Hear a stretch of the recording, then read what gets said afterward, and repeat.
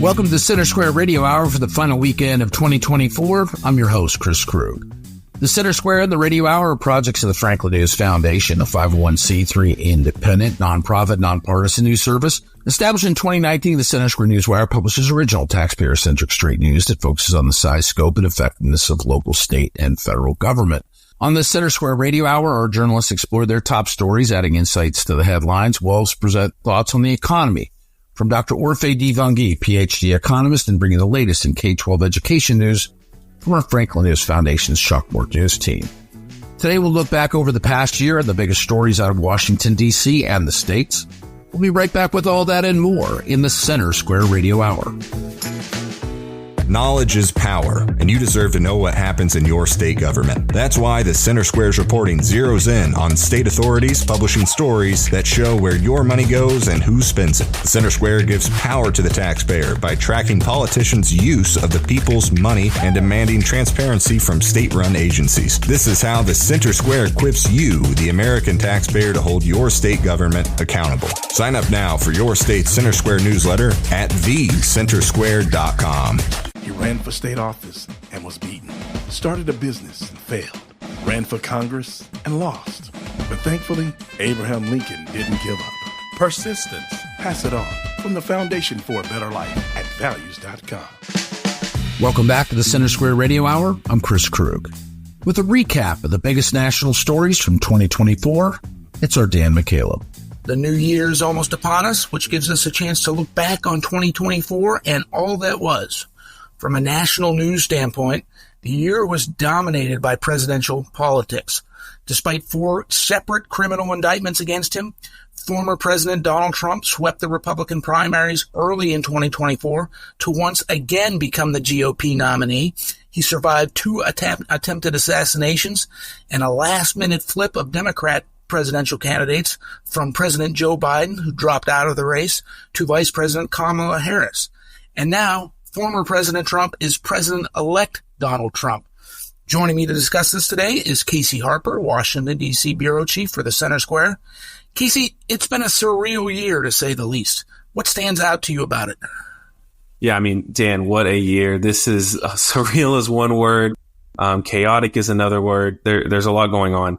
I'd say that, the attempted assassination of President Trump, not once but twice, is historic in a way that it's going to be in history books. It's going to go beyond the news cycle, beyond this podcast, beyond this election cycle even. I think that it had the potential to be an inflection point in the history of the country. I mean, Trump is leading a political movement that this America First movement has been very controversial, but it's totally remade the Republican Party in his image. The country's not going to be the same after. And potentially, J.D. Vance is his successor, who has many of the same ideas and could run after Trump and carry this America First legacy. And if he's able to do that, then Trump will have pretty much single-handedly transitioned the Republican Party to a totally different ideology, a totally different way of operating. And it reminds you of something like Teddy Roosevelt. I mean, the way he just operated outside the lines and was this larger-than-life figure that changed American politics forever. If Trump's able to do that, for all the criticisms and controversy he's stirred up, there's no doubt that he's made a huge impact on the country. So this assassination, his reelection, also, of course, which is many call the biggest political comeback in American history. That's a big phrase, but it was definitely a huge comeback. He was able to unseat Kamala. So, of course, that has to come top of mind for me. I think another one, Dan, is we saw this war with Iran, Israel, Hezbollah, Hamas. The Middle East is in a level of chaos right now that we haven't seen in a long time, Dan. And of course, so is Ukraine and Russia. So, I think a lot of people came into this year maybe hoping that we would have resolved the Ukraine-Russia war by now, or at the very least, be making progress towards that. And right now, it seems like we haven't made any progress. In fact, it's being escalated by, for instance, Ukraine assassinating Russian nuclear-affiliated generals. And now we have another war. And so this has been, in a lot of ways, the year of war building up to possibly more war in 2025. I think that if something big doesn't change, we could see even more regional escalation in 2025. So the Trump phenom at home and the broader wars abroad, which I think are poised to even increase, Dan, have got to be 2 of the biggest stories of the year. Yeah, I want to go back to Trump and touch on one thing in particular. July 13th, 2024 is a date that will be ingrained in my mind, and I'm sure plenty of Americans across the country. That's the day Donald Trump held a rally in Butler, Pennsylvania, because of massive Secret Service failings that we've learned about since that day. One man, Thomas Matthew Crooks, was able to get on a roof nearby the Trump rally, get off several shots, graze Trump in the ear, kill an innocent bystander who was an attendee of the rally, injure others before he was shot and killed himself. And then the image of Trump getting back up after being shot in the air, fight, fight, fight. That might be the enduring image of 2024. What say you? Yeah, I think it has to be. I mean, it's probably what won him the election also, but by the way, because, Elon Musk, for instance, a billionaire owner of X, Tesla, SpaceX, Boring Company, he said when he saw that moment, that's when he decided to support Donald Trump. And, he quickly endorsed Trump after that. That was before Biden even dropped out of the race. And I think that Musk's endorsement was pivotal for Trump. I mean, it helped him get Joe Rogan, which is pivotal. It helped him get a lot of men. And of course, if you look at the demographics, young men are really help swing this election. And so that image, though, you're right, is powerful. It summed up the kind of machismo fighting spirit of Trump that, is defiant in the face of criticism, that's defiant against, what he calls the deep state, against the establishment, to stand up and throw your fist in the air. In that moment of attack, I think really put his whole ethos into one image that was really compelling for a lot of people. And it also, Trump was under a lot of different accusations at that time regarding his legal troubles, Dan. I mean, that seems like an old story now, but, he was really under a lot of pressure because of the indictments and convictions and all that. But I think that shooting kind of ended those stories because it allowed Trump to say, I took a bullet for this country. And you're worried about if I, signed the right documents on something years ago, this is a witch hunt against me. And so when he is almost killed, it just plays into the argument that he is being persecuted, right? He can say, they tried to get me with lawfare and it didn't work. And now they, of course, is always vague, but now they tried to kill me, right? And so I think that shooting is kind of what killed the prosecution against Trump. I mean, we had some just to throw in there, Dan, we had some major Supreme Court decisions this year. For instance, the overturning of Chevron deference is a huge one, which basically is paving the way for this DOGE effort with Vivek Ramaswamy and Elon Musk to actually just lop off huge parts of the federal government. It gives Congress a lot more power to overturn regulations, to prevent regulations. And also, Dan, you remember the immunity for former presidents. The Supreme Court ruled that presidents have substantial, not all-encompassing, not super broad, but they have some level of immunity for things that they did while in office, for official acts, quote-unquote official acts while in office. Now, defining what's an official act and what's not, that's a whole other question. But that was a pretty monumental, historic Supreme Court case as well. I agree with you there, Casey. To you and your family, to all of our listeners, have a happy new year. And just a reminder that listeners can keep up with all of the stories we talked about here today and much more at thecentersquare.com. A big thanks to Dan and Casey. You're listening to the Center Square Radio Hour. I'm your host, Chris Krug, with a review of Pennsylvania's biggest stories. It's Eliana Kernodle. We'll discuss the election, major legislative accomplishments, and the U.S. Steel buyout. Joining me with more on these stories is the Center Square's Pennsylvania editor, Kristen Smith. Kristen, let's start with the election. It's hard to believe that there was any other story happening in Pennsylvania besides the elections, but as we all know by now, Trump won Pennsylvania, the largest of the swing states. Republicans also swept the statewide offices and maintained control of the state Senate. They did not flip the state House. Democrats retained a one-seat majority there. But perhaps the most contentious race of all was for U.S. Senate. Bob Casey Jr. lost to Dave McCormick. This was after 17 days of counting. They came within a 16,000 vote margin of each other. And Casey, who has a very historical legacy in the state, not just from him, but also his father, who was a very famous governor from the late 80s and early 90s. So Casey losing to McCormick was quite the upset. But given the handiness by which Trump won the election, perhaps it's not surprising that McCormick eventually squeaked by. And so after 17 days, Casey conceded. They were actually in the middle of a recount during that time. And there was a lot of debate about Should he have pushed for a recount? Shouldn't he have just kind of quit while he was ahead and accepted the loss? There was even agreement from the media as soon as 3 days after the election that Casey could not win. And in fact, the AP called the race in McCormick's favor, and Casey still would not concede. So he took even longer than Kamala Harris to admit defeat. It was definitely an unforeseen way that he would go out of office. And it definitely, I think, was kind of the surprise element here in the election. Everyone thought that the race between Trump and Kamala Harris was going to be really tight and the one that was going to take a long time to determine. But nope, it actually came down to Casey and McCormick. And now the U.S. Senate is firmly in the control of Republicans for the first time in several years. And the lower chamber in the House has Republican control too. So in large part, thanks to Pennsylvania, because not only did we flip Casey's seat, but we also flipped several House seats. And it'll be interesting to see what this new Republican forward Pennsylvania delegation does in the coming 2 years. And what were some of the big legislative accomplishments in Pennsylvania? So the end of 2024 marks the close of the most recent 2-year legislative session.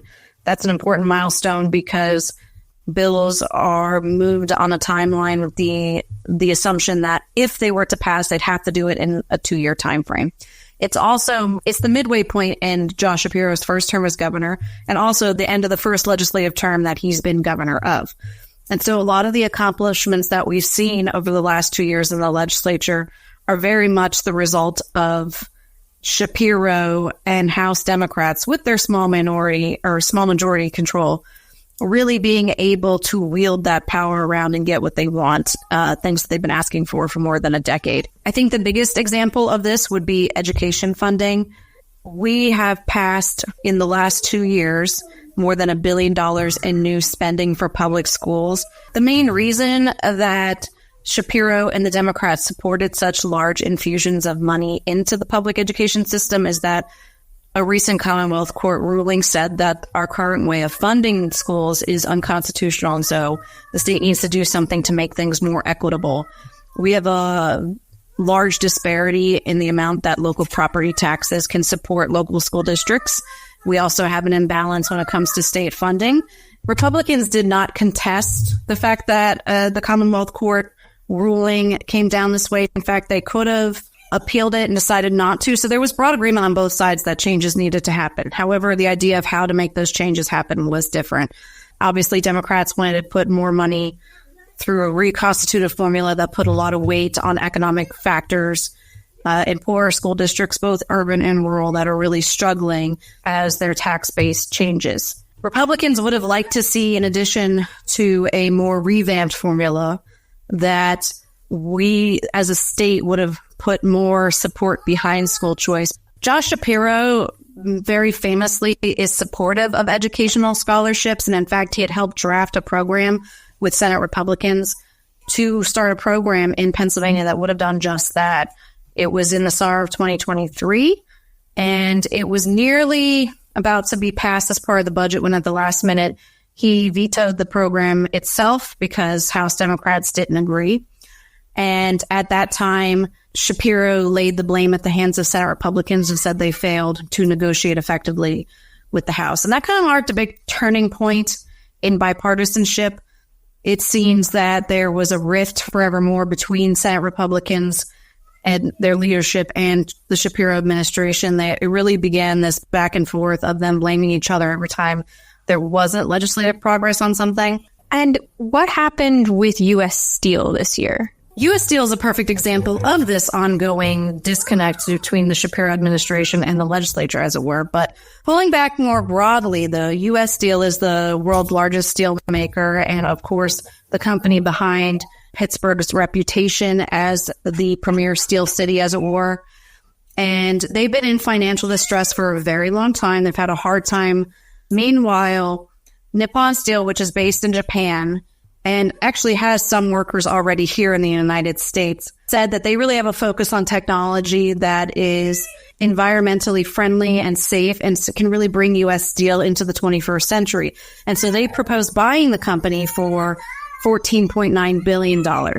And they say that the headquarters will stay in Pennsylvania, and a lot of their operations will stay in Pennsylvania and look very much the same, but their facilities will be able to be upgraded in a way that would appease local officials who are more concerned about the environmental impact of the steel industry.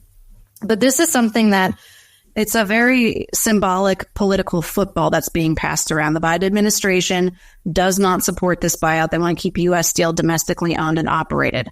They said it's a national security concern that a Japanese-owned company would be controlling such a large part of, the United States steel manufacturing. President-elect Trump also does not support it. He says that it's a matter of improving our economic conditions here in the United States, raising tariffs on our competing countries, and therefore boosting manufacturing internally, domestically, and thereby improving U.S. Steel's financial standing. The problem with that is that it's not a quick fix. U.S. Steel itself says that if Nippon doesn't acquire the company, then they will probably leave Pittsburgh, relocate to Arkansas, where they already have a facility that's in operation. Then you have the input of the steel union, United Steelworkers, who, of course, do not want this deal to go through because they are worried about losing union jobs if Nippon were to take over. They basically do not trust the company's word that they won't leave Pittsburgh and that jobs won't be lost. And then you have Senate Republican leadership and a lot of other Republican lawmakers who are saying, hey, if this is what it takes to keep the company in Pittsburgh and to keep U.S. Steel up and going, then this is what we need to do. Nobody likes it, but it is what it is. But at the end of the day, it all depends on whether the federal government allows this deal to go through. And as of this point, both Biden and Trump have said they will block it if it comes to fruition. Well, Kristen, thank you for your insights on these stories. Listeners can keep up with these stories and more at thecentersquare.com. Thank you, Eliana and Kristen. You've been listening to the Center Square Radio Hour. I'm your host, Chris Krug. Back with a look over 2024 in Illinois, it's Dan McCaleb. We ring in the new year next week. Joining me to take a look back at the year that was in Illinois is Greg Bishop, Illinois Associate Editor. Greg, it was a presidential election year. Longtime former Illinois House Speaker Michael Madigan has been on trial on corruption-related charges for the past 3 months. It's been a year of courtroom drama over challenges to Illinois' ban on more than 170 semi-automatic weapons. It's been a newsy year, Greg. Where should we start? I think maybe with the Madigan trial, with as the level of history this holds, just how much is involved in all of this, and how people have been waiting for this. Some may have been waiting for it for a decade plus. Others definitely since it was revealed Madigan was public official A in the summer of 2020 when the federal prosecutors revealed the ComEd deferred prosecution agreement. So I think that definitely in the scheme of 2024, the ongoing corruption trial of Michael Madigan, the longest serving House Speaker in history, who is also the chairman of the Democratic Party of Illinois, being charged with co-defendant Michael McLean in using Madigan's public office to curry favor and little to do nothing jobs for them and their associates in order to get favorable legislation passed for utilities. I mean, that's the allegation here. Nearly 10-year-long scheme that prosecutors allege. And it takes quite some time to get to this point where Madigan is facing trial. Now, we won't have the outcome in 2024, Dan, but we definitely had the start of Madigan's trial, which is now in about 12 weeks of testimony and evidence, and the defense is providing their case. So we've had a long slog to get to this point of getting some accountability in court, with Madigan pleading not guilty and McLean pleading not guilty. We'll see what comes out in the end, sometime in the new year. Yeah, obviously, because of the Christmas holiday, there's been a brief break in the trial. New testimony is new witnesses brought by the defense is expected next week, and then jury deliberations sometime in late January, early February, and hopefully a conclusive verdict one way or another, and not a hung jury. Voters across the country reelected Donald Trump to the White House, but there also were elections in Illinois Democrats again won supermajorities in the House and the Senate. What are the top takeaways from the Illinois specific elections? Greg? Yeah, and let's just focus there on the top of the ticket a little bit, Dan, because Trump didn't just win the national electoral vote; he won the national popular vote. In a state like Illinois, and even in other Democrat-dominated states, Trump did much better than he did in previous years. And in Illinois, actually gained ground to where it was 45 to 55. Trump getting 45%, Kamala Harris getting, roughly 54%. So Trump made some headway in Illinois. What I think the big takeaway is that didn't translate to state house seats or to congressional seats, because of what Republicans say are gerrymandered maps. So again, there was virtually no change whatsoever in the makeup of the Illinois State House from November's election, despite all of the issues that Republicans raised against Democrats, the issue of Mike Madigan, for instance, and a whole host of other things concerning the economy and the non-citizen migrant crisis, a variety of other things, Illinois' economic situation, its population situation, those types of things clearly Republicans had, but they didn't make any leeway at all. It's status quo for the makeup of the Illinois House and the Illinois Senate. And they're saying that that's because the way the maps are drawn. One particular state representative, Ryan Spain, he highlighted how if Trump got 44% of the votes across the state, that's not reflected in the other outcomes of the races. Right. Illinois, the Republicans only have like 20% of the overall state house makeup. They only have about 20% or so of the congressional makeup. So they say that Illinois' outcomes in the election are really not because of what Governor J.B. Pritzker may say was a show of support for Democrat policies, but Republicans say what it really is, the outcome of the election with Trump making headwinds and getting 44% of the votes, while that does not reflect the percentage of Republicans in the state house or the state senate. It's not because they like Democrat policies. It's because the maps are gerrymandered, written, drawn, approved by Democrats to favor Democrats. Greg, another big story that I referenced up front, this challenge to the 2023 law banning all kinds of semi-automatic weapons and also magazines above certain capacities. But when the new law went into effect, it was immediately challenged by a number of different groups in both state court and federal court, where there have been some court hearings and even a trial in those challenges. Feels like you spent about a third of your year covering these cases and these challenges. Greg, where are we at? Yeah, and this wasn't just a big story for 2024. It was a big story for 2023 when the law was enacted in January. And if you recall, the lawsuits were filed back then. And even in 2023, there was a preliminary injunction, an initial holding of the law, while it went all the way up to the Supreme Court and they said this case isn't ready yet. So then it had to go back to the district courts. And in district court, they took the case further, held a 4-day bench trial where eventually, just a handful of weeks ago here in 2024, Dan, Southern District of Illinois federal judge Stephen McGlynn ruled the law was unconstitutional. But now we're in the appeals court and it's on final action. The appeals courts put a stay on McGlynn's ruling and we wait. So we'll obviously have the very latest on all of these stories at thecentersquare.com. Thanks to Dan and Greg for that update. That'll do it for the first half of the Center Square Radio Hour. After the break, we'll look at more top stories from across the nation or the top headlines out of Washington State. How has education fared in the past year? As we look forward to 2025, what economic trends from 2024 should we remember? All that and more when we return on the Center Square Radio Hour.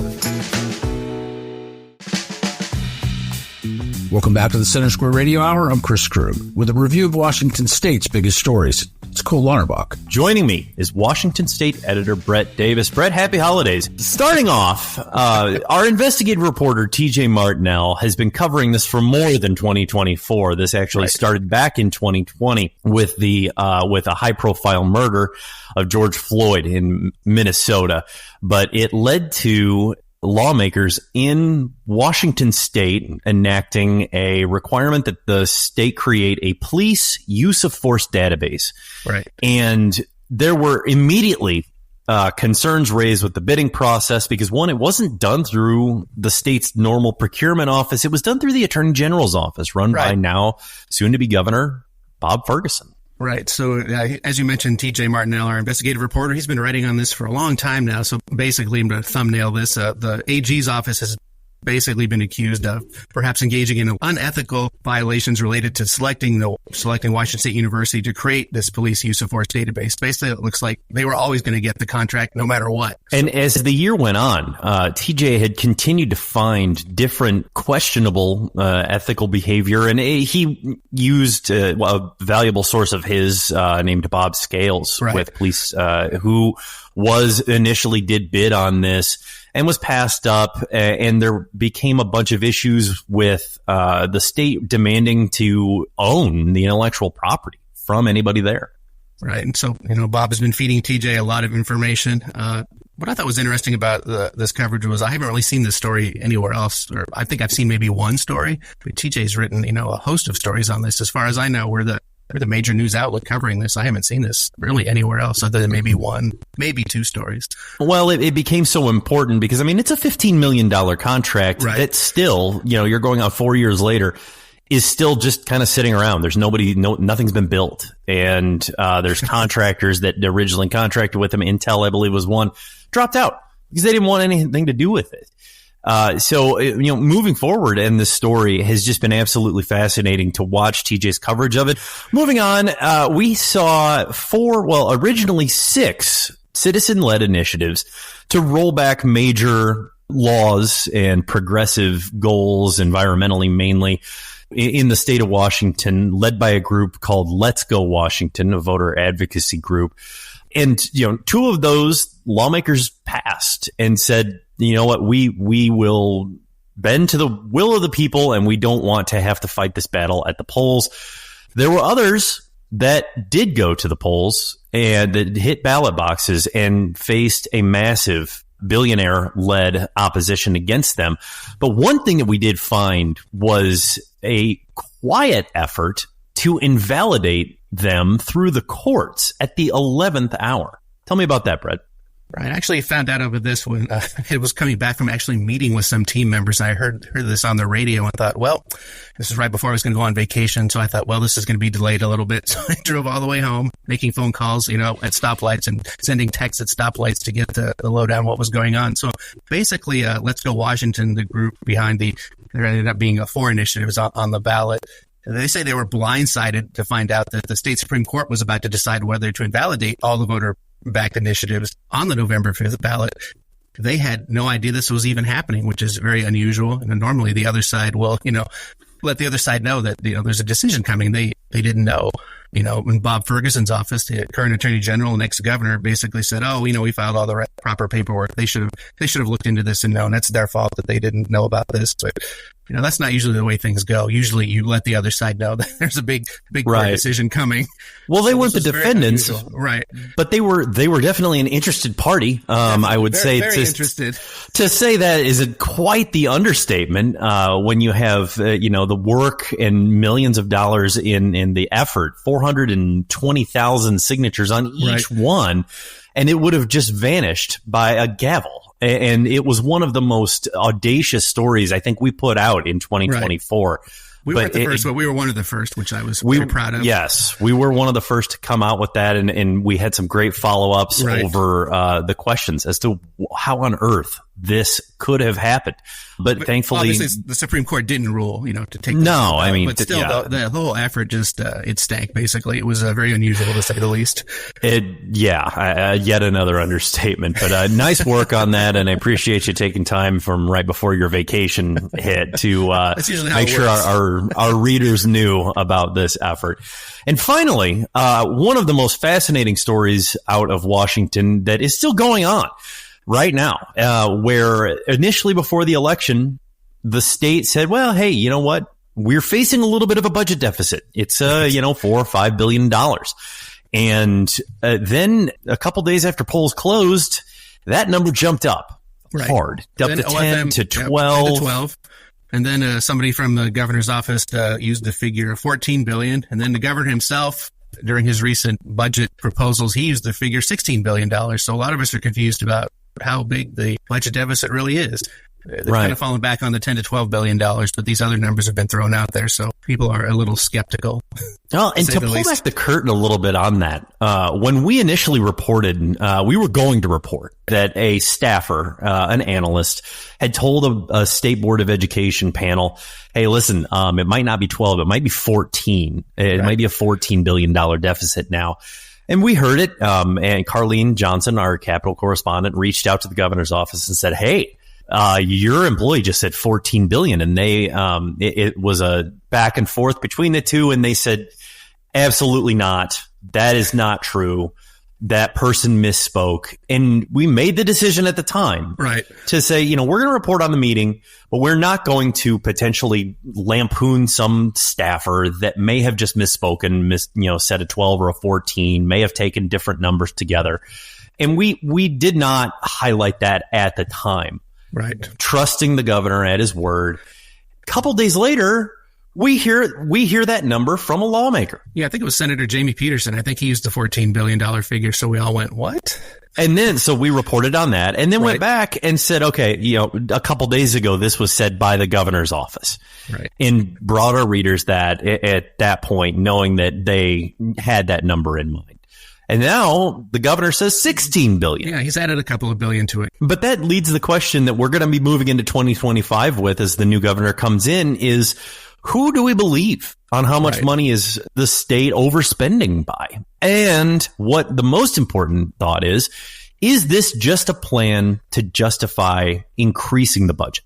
Right. And I think that, Brett, is going to be, you're going to spend a lot of time on that in January. I mean, Inslee brought up during his budget rollouts, the idea of a wealth tax and expanding the B&O tax. So it seems like it's already rolling. Yeah. And this is despite the fact that the state doesn't seem to be out of money. I mean, revenues for the 2025-2027 are predicted to be more than $5 billion higher than the current biennium. Right. So it's not like they don't have money.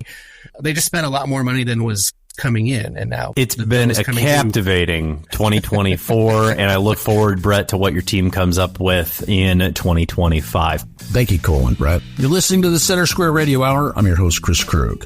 Back with a recap of education news from 2024. It's Eliana Kernodle. This year, Chalkboard News covered the largest stories in education, from the Biden administration's changes to Title IX to student performance declines and the use of online credit recovery programs. Joining me to take a look back over 2024 is Chalkboard News editor Brennan Clary. Brennan, let's start with Title IX. What happened over the course of this year? Yeah, so a lot happened with Title IX. I'd say that's one of the biggest developments in terms of, federal regulation, a lot of the different kinds of debates around that. I mean, it's just been a big year for a lot of boardroom discussions in the school board meetings about these cultural issues. And this is kind of at the heart of that. Basically, the Department of Education announced its final notice of proposed rulemaking, which is through a bureaucratic administrative process. They said, this is our additions and changes to Title IX. And we're releasing these. And if you're not aware, Title IX is a federal non-discrimination statute that's tied to funding. So any kind of education institution that receives federal funding is bound by the law. And essentially what the Department of Education did under the Biden administration was expand the law to include gender identity, which is the biggest, most controversial part of it, and some other expansions as well, including protections for pregnant students and that kind of thing. So there are some other ones that really aren't challenged that much. Nobody's really fighting about some of those things. But really what kind of gotten stuck in the cultural maw was the transgender and gender identity provisions, and that's what it expanded. So that happened in April of this year, and then it was set for implementation on August 1st. And a number of different states, led by Republican attorneys general and some private organizations like Moms for Liberty, Young Americans for Freedom, they filed lawsuits And again, I'm summarizing a lot of this stuff in a lot of different kinds of lawsuits, a lot of different kinds of litigation. They filed lawsuits, and it takes a while for those to go through the court system, and then kind of concentrated around that August 1st deadline. We saw these blocks from the courts. So the court said you can't implement these rules in this state, and here's why. And so basically, at this point, and this is kind of where we're stuck while we're waiting for the litigation to continue, is that over half of U.S. states have a block on this rule being implemented. And that also applies to thousands of individual schools. So it's a very piecemeal approach at this point in terms of implementation from the Department of Education point of view. There's thousands of schools, K-12 schools, and then also colleges and universities where they can't implement that rule. And they're continuing to argue about this stuff. Even as recently as last week, we saw oral arguments in a court of appeals over whether that injunction, that block on the rules implementation should continue. And so, of course, the Department of Education under the Biden administration has said, we should be able to implement the rule, but plaintiffs, private and also states have said, no, you shouldn't be able to implement this while we're talking about it because we have that ability. So that's something that the courts are continuing to look at in different aspects. So in a nutshell, that's been one of the biggest things to talk about. A lot of critics say that this removes space for biological females and that it would make competition in sports unfair. And they point to the nature of Title IX and as the point of it back in the 1970s when it was instituted was to protect women in these educational spaces in institutions of higher learning and K-12 schools, and provided them the opportunity to have competition that was fair and had girls sports teams or provided opportunities for them. So that's something that critics are talking about in regards to the changes. But proponents say that students should be protected in schools no matter what their gender identity is, whether they're transgender or non-binary, that, these sexual minority youth should be able to attend a school and not have to worry about hate or any kind of bullying or anything like that. So that's really a lot of the argument that you hear from the Biden administration and other advocates who are in favor of the expansion of Title IX. And another big story this year has been student performance. What did 2024 show in that department? Yeah, mostly it's bad news. So in a nutshell, we saw multiple national and international assessments that showed that students have not recovered their academic achievement to a pre-pandemic level. And specifically the NWEA, which is an organization that measures nationwide performance, they said that students are in some cases an entire school year behind and on average at least a semester behind. And so that's a very difficult problem because it just requires more instruction time in order to catch up. And again, these are estimates and averages, but on average, students are still very far behind where they were before the pandemic. So there's a lot of catching up to do. And then again, with like an international assessment, it found that students have dropped in their test scores, in some cases to the lowest ever recorded, right before the 1995 initial assessment. So that is the Trends in International Mathematics and Science Study Assessment. It just checks on math and science over time. So this is the first study or the first assessment that had been conducted since 2019, and it just showed sort of a precipitous drop in the academic achievement. And online credit recovery programs were a big story this year at Chalkboard News specifically. Give us a recap. Yeah, so there's a lot of different facets to this, and we've covered this. And I think that that's something that makes Chalkboard News stand out in terms of its reporting on this, is that a lot of other outlets haven't reported on this the same way, or not as familiar with the research, and haven't gone out of their way to ask schools, what are you doing about this? Is this equitable for students? Like, do they benefit from these courses, and what kinds of implementation are there? And I think that that's something that we've done a really good job with. Not to toot my own horn too much here, but essentially, we've covered. There was a Tennessee school where educators clearly were using online courses to remove problem students, including, at one point there was an email saying like, we have to just move them along, essentially. And that's the Anderson County School District, and specifically Clinton High School there in Tennessee. And essentially they were using Edgenuity, which was formerly called Odyssey-ware, and basically wanted to get students who are problematic to go to the next grade by giving them these courses, right? And so it shows like how these can be manipulated to just get students on a piece of paper or in the online reporting system, like to give them the grade that they need to get out. And that there was that comes amid a larger investigation for grade inflation, right? So there is some more nefarious stuff going on there, but that shows how that was used to actually manipulate those grades. And it can be so easy to do that, on a massive scale, right? To just change those grades. Also, Chicago Public Schools has a statement that says that virtual credit recovery can be equitable for students and provide them opportunities. But the research that Chalkboard News has talked about and investigated and spoken with researchers who say that it actually hurts students long term, that these online credit recovery programs follow students into the workforce. Like, they're not learning as much as their peers. And so what we're essentially doing in some of these cases, and not all cases, but in some cases, school districts are handing students an online program after they've already failed a course and saying you have to figure it out. And we've also reported on this year that research shows those online credit recovery courses are prone to cheating. It's something that we've covered a lot about, that you're able to pay somebody else to do your work for you.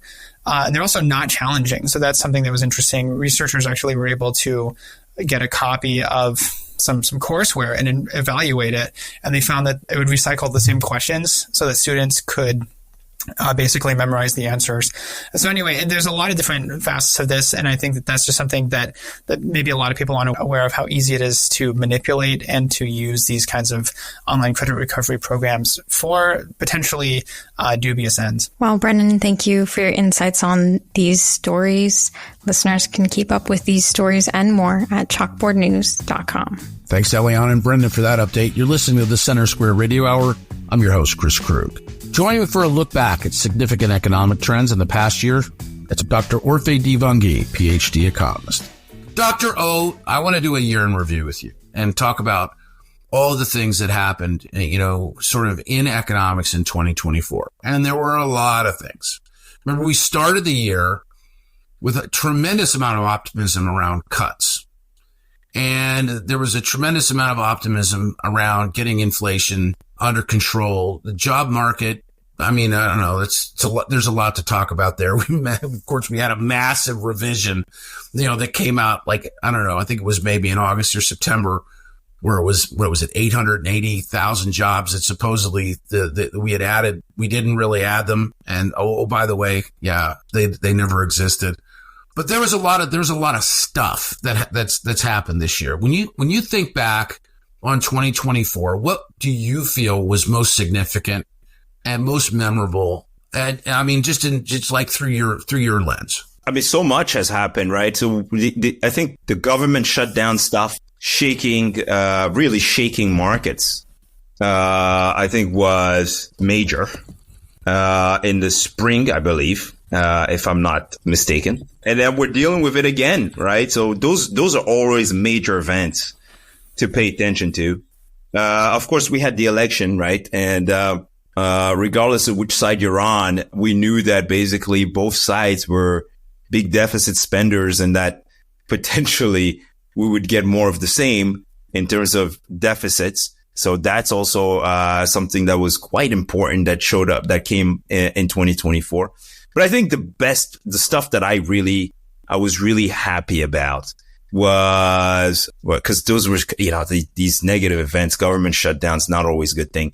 But the stuff I was really happy about was to see the improvement in real wages. In January, wages were up roughly 3.8% on a year-over-year basis, right? They're up 4.1% as of November, as of the last jobs report on a year-over-year basis. The inflation was about 2.6% in January. It's now 2.4% headline inflation.